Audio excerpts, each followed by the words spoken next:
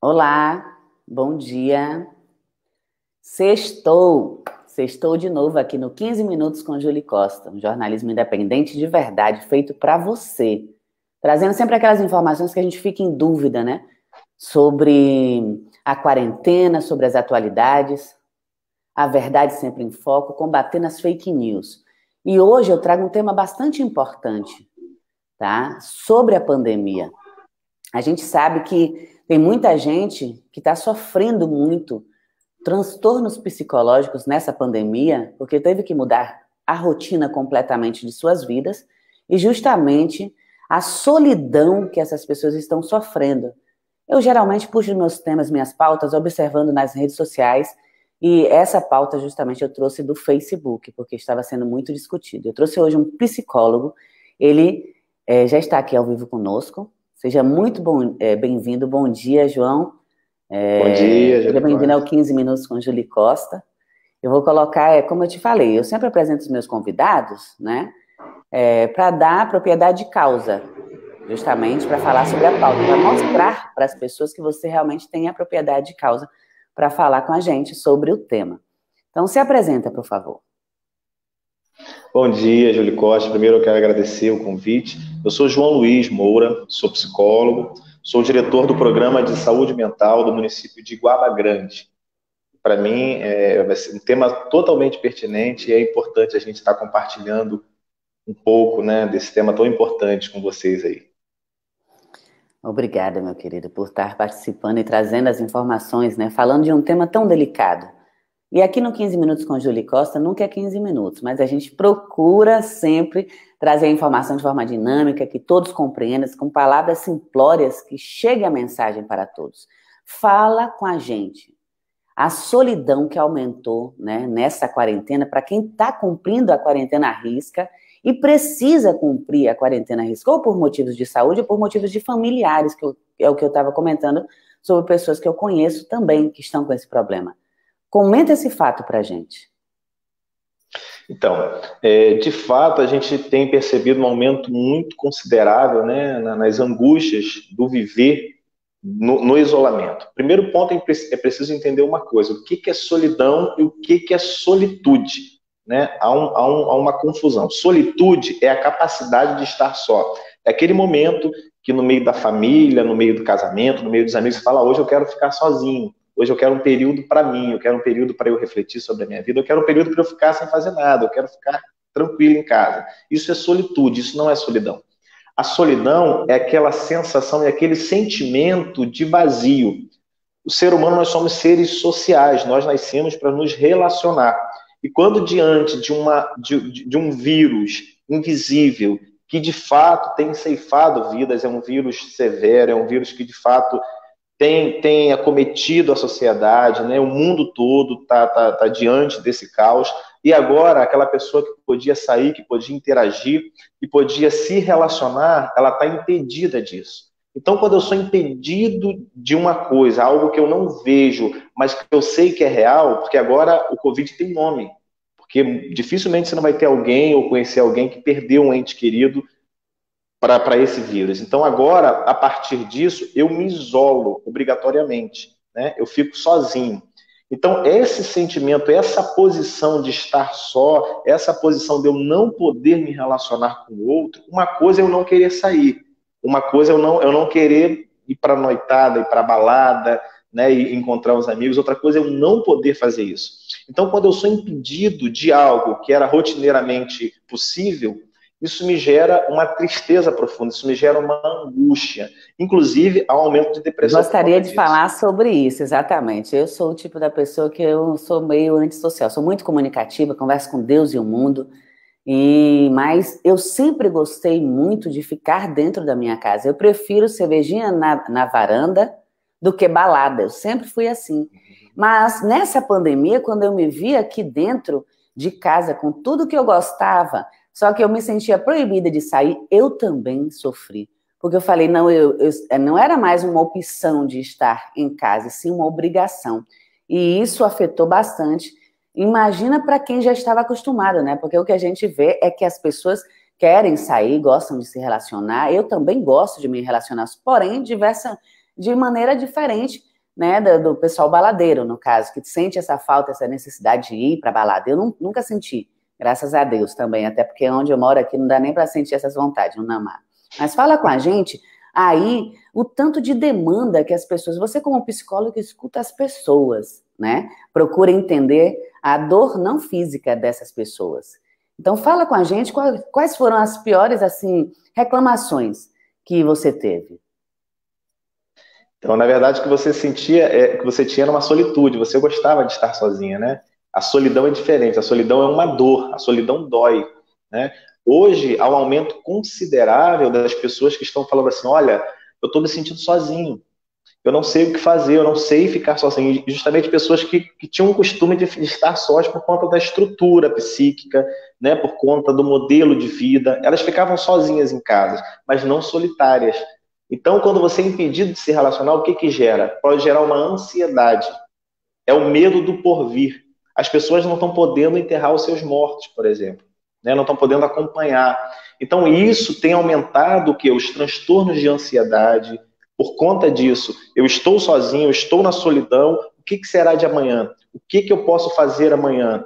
Então, hoje, para você ter ideia, hoje aumentou em torno de mais de 35% os transtornos, as crises de ansiedade, por exemplo, síndromes do pânico, aumentou consideravelmente. A depressão, porque a princípio há aquela ansiedade, eu preciso sair, eu preciso encontrar amigos, mas eu não posso, porque isso eu posso trazer morte para mim e para um ente querido meu.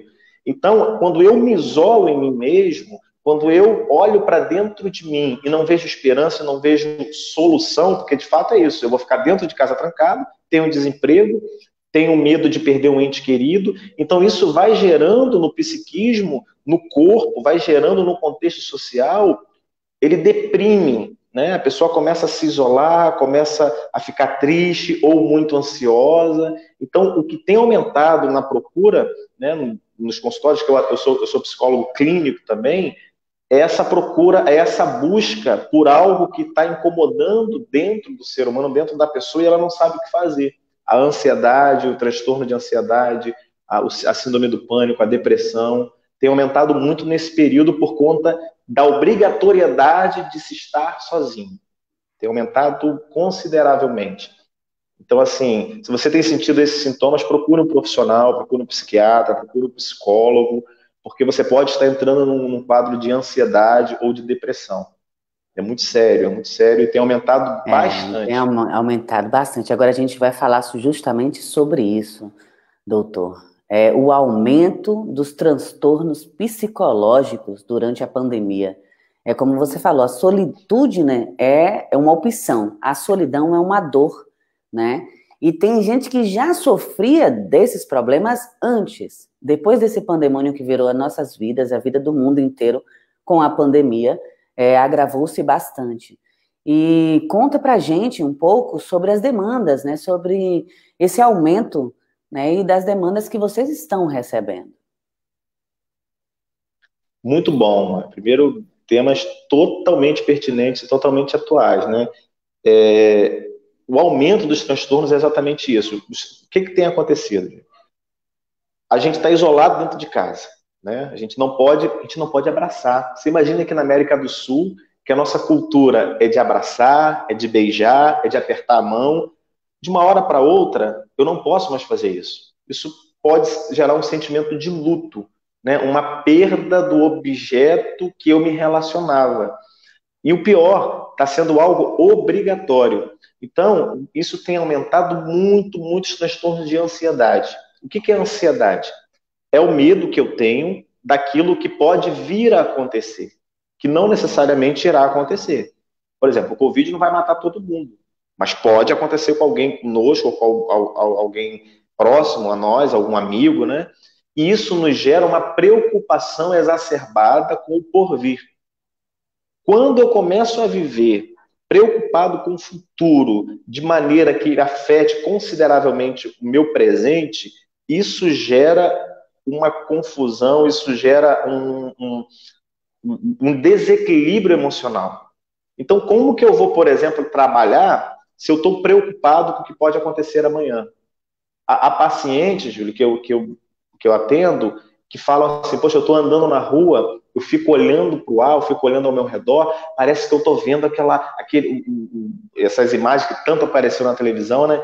Eu estou vendo o Covid no ar, flutuando. Então, como não aumentar a ansiedade? Aí você tem também a questão do desemprego. Será que eu vou ser mandado embora por conta do Covid? Como será 2021? Como que eu vou pagar a minha prestação? E isso gera esse aumento, né? Aumentou muito o transtorno de ansiedade, aumentou muito a depressão, aumentou muito os surtos e o episódio de surtos. Tem gente que está tendo episódio de surto psicótico, por exemplo. Né, pessoas que tinham uma vida equilibrada, do nada, perderam o emprego, perderam um ente querido, a pessoa desequilibra. Então, o aumento é muito considerável do transtorno de ansiedade, depressão, síndrome do pânico, pessoa com choro sem motivo aparente.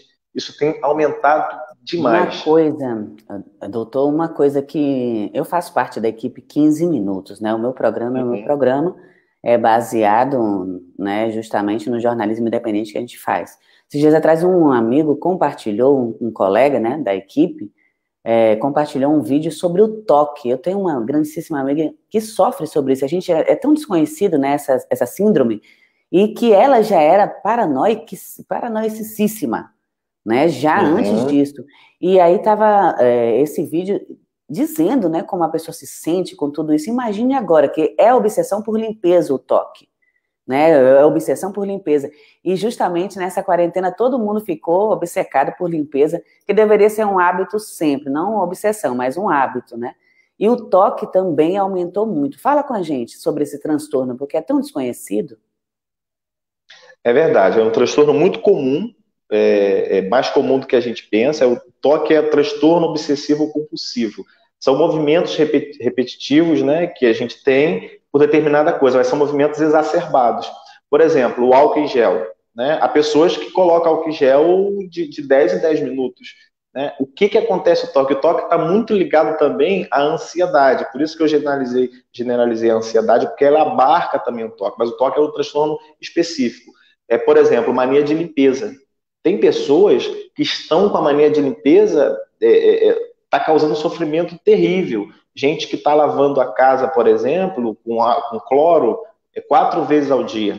Né? Como que isso não vai gerar algum tipo de dificuldade na vida diária desse indivíduo? Né? Você imagina, 4 vezes ao dia eu jogo álcool no chão. Né? O móvel, por exemplo, passando álcool nos móveis toda hora. E isso tem gerado um transtorno muito sério. O toque é muito sério, gente. Começa aos poucos, né? Provavelmente você que está nos ouvindo aí tem exagerado no uso de álcool em gel, né? Qualquer coisa que você faz, você coloca álcool em gel. Então isso, de fato, a gente vai perceber muito mais esse aumento do toque após cessar um pouco essa turbulência, né? O pós-pandemia nos aguarda. O pós-pandemia, a gente vai ter os transtornos muito mais elevados. A pandemia não nem acabou e não está nem na metade. Segundo, né, a ciência, a gente já está vendo fora do país, vindo a segunda onda, principalmente porque, né, a ciência é ciência e também porque as pessoas não estavam preparadas para passar nem pela primeira onda, nem pelos primeiros 15 dias, né? A gente já teve problemas lá com obedecer 15 dias. Imagine agora, né, que se vier uma segunda onda, a gente nem finalizou a primeira, estamos com muitos casos, a nossa curva baixou um pouco, mas estava 2 Boeings por dia, agora já subiu de novo, e é preocupante. As pessoas que realmente prezam pela ciência, veem os fatos acontecendo, ficam ansiosos. Eu também ando ansiosa, justamente, porque a gente não sabe o que vai acontecer, né, no caso. E os transtornos psicológicos, justamente, são por isso, é como você falou, a ansiedade, a incerteza do amanhã. O desemprego aumentou, a renda da gente foi pro beleléu, como se diz, né? Tipo assim, o padrão que a gente tinha o ano passado, nessa mesma época, a gente tem 30%, ou quem não perdeu tudo, realmente, ou quem já está realmente mais debilitado ainda por ter sido enlutado. Né? Esse é um grande problema, porque é o que eu digo, falido se recupera. Aqui estamos, né, para nos recuperar, para transformar o Brasil novamente, porque somos guerreiros e trabalhadores. Vamos conseguir tirar para cima. Agora, morto não faz nada, falecido já era, né, no caso. Fala com a gente também, super importante, esse trabalho que vocês fazem aí de assistenciabilidade no projeto de saúde mental de Iguaba Grande. Você já me falou que trabalhou em outros municípios aqui da região dos Lagos, hoje está atuante aí onde você está, no caso, nos dando essa entrevista, né? Está trabalhando, ao meio-dia vai ter atendimento. Fala com a gente sobre esse trabalho. Então, é uma alegria, né? Poder estar atuando, estar garantindo direitos de pessoas que muitas vezes são negligenciadas pelo Estado, pessoas que por muitas vezes não têm, são silenciadas, né, pela sociedade. Só um parênteses aqui rapidinho, a ansiedade, ela é é algo que é natural, tá? A ansiedade até é algo bom. Por exemplo, diante de uma pandemia dessa, é difícil encontrar alguém que não está com um grau de ansiedade. O problema da ansiedade é quando isso está de maneira exacerbada, tá? Isso é importante falar. A ansiedade é algo natural, é uma resposta do organismo, inclusive saudável, tá? E aqui em Guaba Grande, a gente tem um trabalho, assim, eu estou muito feliz aqui em Guaba Grande, porque a gente conseguiu implantar um programa de saúde mental relevante. A gente aumentou os nossos atendimentos em mais de 40%. Hoje nós temos aqui um CAPS, né, que é o Centro de Atenção Psicossocial, que a gente atende pessoas com transtornos psíquicos e severos persistentes, né, geralmente esquizofrenia, transtorno de bipolaridade, estágio de mania, né, borderline em casos mais graves, assim, síndrome do pânico, pessoas em crise. Nós temos o CAPS, nós temos a residência, o serviço de residência terapêutica. Peraí, doutor, peraí, só um momento. Borderline, o que significa? Porque eu não sei, quem vai nos ouvir também capaz que não sabe. Então, o que acontece? Nós temos estruturas psíquicas, né? Todo ser humano, por isso que fala que de médico e louco todos têm um pouco, né? Tem esse ditado popular, e eu aprendo muito com os ditados populares, né? São muito, muito importantes na vida. Então, assim, todos nós temos uma estrutura, né? Nós temos uma estrutura psíquica, nossa maneira de lidar, nossa maneira de existir. Todos nós temos. Ou a gente, porque são estruturas muito complexas, né? Para explicar assim de maneira mais simples, é difícil. Mas, por exemplo, eu vou falar de uma maneira mais para poder entender. Todo mundo que está no sofrimento psíquico, que está impedindo de lidar com a vida diária, ele passa no CAPS. Na referência dele aqui, Guaba, é o CAPS. Todo mundo que está em crise, por exemplo, eu estou com um transtorno de ansiedade muito alto, né, que está atrapalhando minha vida diária. A porta de entrada é o Centro de Atenção Psicossocial. E o borderline está também nessa estrutura. Tem estrutura histérica, neurose obsessiva, né, tem bipolaridade. São várias que a gente teria que ter mais tempo para falar. Mas geralmente são pessoas que estão numa crise. Né? Eu não estou dando conta de lidar para o trabalho, por exemplo, eu estou em crise, não estou dormindo. Então, essas pessoas, a porta de entrada para o atendimento delas é o Centro de Atenção Psicossocial, é o CAPS, tá bom? E a gente também tem no serviço do Programa de Saúde Mental de Guaba Grande, nós temos o SRT, que é o Serviço de Residência Terapêutica. O que é esse serviço? São pacientes que ficaram muito tempo nos manicômios e após a lei da reforma psiquiátrica 10.216, esses manicômios que tratavam os pacientes de maneira desumana, eles foram fechando. Então, para substituir esse serviço, criou-se também os CAPS e o Serviço de Residência Terapêutica. Essas pessoas que saíram desses manicômios, não têm lugar para ficar, não têm família, vão para esses lugares. Uma pergunta. Hoje em dia a gente não ouve mais falar, né, sobre os hospícios, com os manicômios, né, as pessoas que tinham problemas, qualquer tipo de transtorno mental, eram encaminhadas para esses lugares. Hoje ainda funciona ou há um novo sistema, o atendimento é mais humanizado? Como é que a gente, né, eu fiquei curiosa agora porque eu lembrei desse detalhe. Fala com a gente. Olha, muito boa sua pergunta e muito pertinente também. O que acontece? De fato, esses manicômios eles foram fechados, né? Aqui na Baixada Litorânea, por exemplo, nós temos aqui um rio bonito também, que não tem nenhum paciente aqui nosso, de Guaba, não tem de São Pedro, está fechando, acabou o convênio com o SUS, então o hospício não existe mais, porque o hospício era bom para a família. Para você ter ideia, tinha momentos que um pai descobria que um menino estava usando maconha, por exemplo. Esse menino era encaminhado para o hospício. Tem até um filme, né, falando disso. Então você imagina, era toda sorte de mazela, toda sorte de quebra de garantias de direitos eram cometidos nesses lugares. Então não existe mais hospício. As pessoas que estão em surto psicótico, a porta de entrada é as UPAs ou os prontos-socorros. Aqui em Guaba nós temos a UPA. Está em crise? Liga para o É uma serviço boa de saúde. notícia, né? Porque, tipo assim, Que o bom. tratamento que a gente via não era tão humanizado. As pessoas que estão com problemas mentais, elas não são pessoas más, não são pessoas marginais, né? Elas estão simplesmente com problemas, como qualquer um pode ter.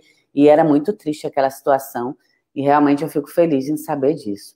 Doutor, você sabe que aqui é 15 minutos com Julie Costa, nunca é 15 minutos. O nome do programa é somente 15 minutos com Julie Costa. O intuito é fazer vocês falarem esses 15 minutos e nos esclarecer, né? As nossas dúvidas. A gente já está chegando aos 21 e eu gostaria que você fizesse as suas considerações finais, falasse sobre aonde se tem algum contato via, né, telefone ou nas redes sociais do trabalho que vocês fazem, e faz as suas considerações finais, deixando aquela mensagem, né, para quem está sofrendo nesse momento e não sabe nem às vezes que está sofrendo com algum transtorno. E quem sabe, né, possa levar esperança.